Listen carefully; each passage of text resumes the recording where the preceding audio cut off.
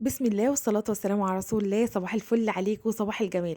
هو فعلًا جمال، تعالوا بقى شوفوا الحلاوة دي، تعالوا شوفوا فيديو النهارده ده يا جماعة يستاهل منِّك لايك، واوعي تنسيني لإني هاعمل معاكِ شوية فول عسل، هتعمليهم إن شاء الله بإذن الله وهتدعي لي، هُم يغلوا الفول وإحنا هندمِّس على طول، ما تقلقوش خالص، لإني أنا ما باحسش فعلًا بالفرق غير لمّا الفول اللي عندي اللي أنا بادمِّسه يخلص وأبعت أشتريه يا جماعة. إيه ده! إيه الكمية القليلة دي! شايفين نُص كيلو فول ما شاء الله عمل لي قد إيه طبق مليان، وكام كيس فول هاشيلهم في الفريزر أطلّعهم يعني ممكن يقعد معاكِ لو مش هتاكلي فول كل يوم هيقعد معاكِ أسبوعين، أحسن 100 مرّة من إن أنتِ تشتري من برّه. يالّا بس سمّوا الله كده وصلّوا على رسول الله عليه أفضل الصلاة والسلام، وتعالوا بسرعة نشوف الفول ومواصفات الفول بتاعنا عشان نشتريه عشان من بدايته يبقى صح. أول حاجة لازم تشتري الفولة السارحة، يعني إيه السارحة؟ يعني المبططة اللي لونها أبيض وتحسي إنها مبططة كده وعريضة مش المدوّرة اللي لونها غامق، لإن دي بتبقى صعبة أوي في سواها ومش هتدّيكِ نتيجة حلوة. بتنقعيه حوالي 6 ساعات أو 7 ساعات، كل ما هتنقعي الفول كويس، كل ما هيدّيكِ نتيجة حلوة أوي، لإن أنتِ بتساعدي الفول نُص سواه في النقع يا جماعة، بتساعدي القشرة بتاعة الفول إنها تدوب معاكِ وما تعملش معاكِ قشرة. طب إيه المكونات التانية؟ أنا نقعته حوالي 6 ساعات، من بالليل لغاية تاني يوم الصبح زي ما أنتم شايفين كده، لسه صاحية من النوم قُلت يا فول على طول.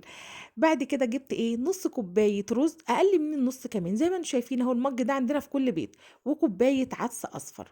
هابدأ آخُد المكونات بتاعتي دي وهاغسلهم مع بعض، هاحُط العدس أهو، وهاحُط رُبع أو نُص كوباية الرُز زي ما أنتِ شايفة بعينِك كده قدّريها، ونبدأ إن إحنا نغسلهم مع بعض كده ونصفّيهم كويس. أنا خلاص حطيت الفول، على فكرة الفول هتعمليه في قدرة، هتعمليه في حلة، هتعمليه في حلة ضغط، في أي حاجة هتعمليه فيها صدقيني اعملي الوصفة اللي باقول لِك عليها والطريقة والمقادير كده، هتلاقيه يدّيكِ نفس النتيجة واحدة، مش هيختلف من حلة أو حلة ضغط أو قدرة. أنا حطيت الفول ما تقلّبيش بقى المكونات، ليه؟ أنا مش عايزة العدس يبقى تحت، لو العدس تحت والفول بتاعِك الحرارة بتاعتِك عالية شوية من البوتاجاز، هيعمل شياط أو إن هو هيشيط معاكِ، أنا مش عايزة كده خالص، حطيتهم زي ما هُم وهابدأ أجيب بقية المكونات اللي هي ليمونة سليمة، الليمونة ما تتفتحش، الناس هتقول لي طب هتمرّر، والله ما هتمرّر معاكِ وهتبقى زي الفل، وجايبة جزرتين كبار بشرتهم وطماطماية وعندي معلقة سكر كبيرة ونُص معلقة كركم، أنا كده مكوناتي تمام، آخر حاجة بقى السحر اللي معانا معلقة اللي هي الbaking powder ابدئي بقى قلّبي المكونات دي كلّها على بعضها. المكونات إيه هي زي ما قُلنا تاني، جزرتين كبار، طماطماية كبيرة شوية عشان تدّي لون حلو كده معاكِ، ليمونة سليمة ما تتقسمش، معلقة السكر وشوية الكركم ومعانا معلقة البيكنج باودر، حطيتها فوق بعضها برضه ما قلّبتهمش، ما تقلّبيش المكونات وامشي بنفس الطريقة هتاخدي أحلى نتيجة.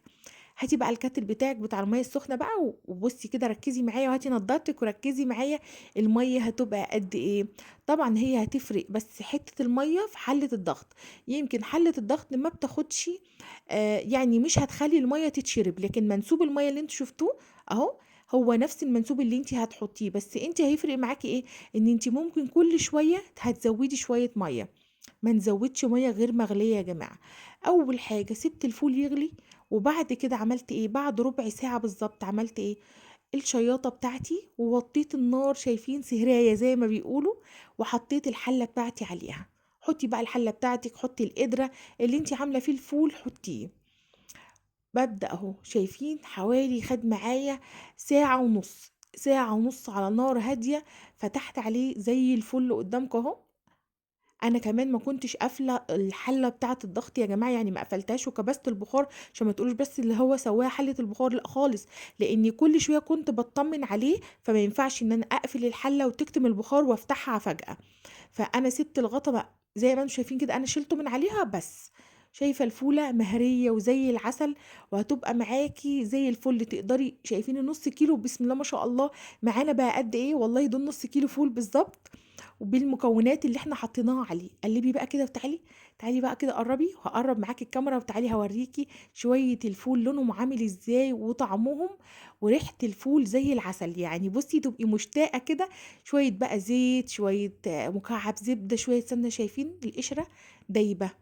احفظي مكونات الفول دي في رمضان إن شاء الله، في أي وقت طول السنة خلاص ما تشتريش من بره، والله ده اوفر وانضف بكتير، غير ان هم بيحطوا مواد يعني احنا ما نعرفهاش عشان تسرع عملية السوا. مش هيحطوا على البوتاجاز بالساعة والساعة ونص كل يوم قدرة او قدرتين فول. ركزوا بس في المقادير، وما تنسوش تعملوا لايك عشان انا بحبكم جدا لما بتعملوا لي لايك للفيديو.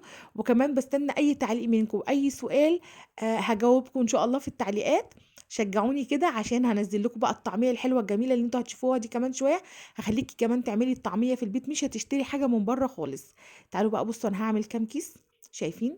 كل كيس هحط فيه حوالي كبشتين كده فول كبار. تروحي دلوقتي لو جبتي ب10 جنيه فول، هي كبشه واحده كده بيطلعها. شايفين؟ شويه الطحينه وشويه الليمون، الفلفل والبصل، وشويه بقى زيتون وفلفل مخلل كده من اللي احنا عاملينهم. ما تنسوش بقى تعملوا لايك وتعملوا اشتراك في القناة، وتستنوني في الفيديو الجديد بإذن الله. هنزل لكم الفيديو بتاع الطعمية. بصوا انا معجبة بيه جدا جدا جدا. اتمنى الوصفة تكون عجبتكم، وان انتوا تجربوها ان شاء الله، وتسيبوا لي تعليق حلو بعد ما تجربوه سواء على صفحتي او تحت الفيديو. اسيبكم في حفظ الله ورعايته، واشوفكم في الفيديو الجديد بإذن الله. ازاي نعمل عجينة الطعمية في البيت ونخزنها في الفريزر ونطلع نقلي في اي وقت احنا محتاجين فيه.